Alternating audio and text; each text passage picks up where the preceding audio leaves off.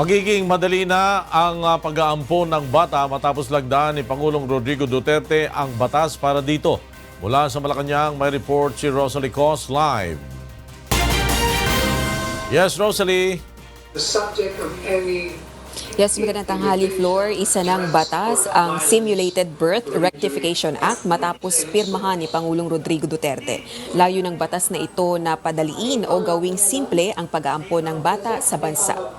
Sa ilalim ng batas, hindi na kailangan pang dumaan sa mahabang judicial process ang pag-aampon ng isang bata na kadalasang umaabot sa 6 na buwan bago makumpleto. Ibig sabihin, hindi na daraan sa korte bagkos isusumite na lang ang petisyon sa isang Social Welfare and Development Officer ng isang syudad o munisipalidad kung saan nakatira ang bata. Magiging madali ang pagkatama sa simulated o simulated birth ng isang bata.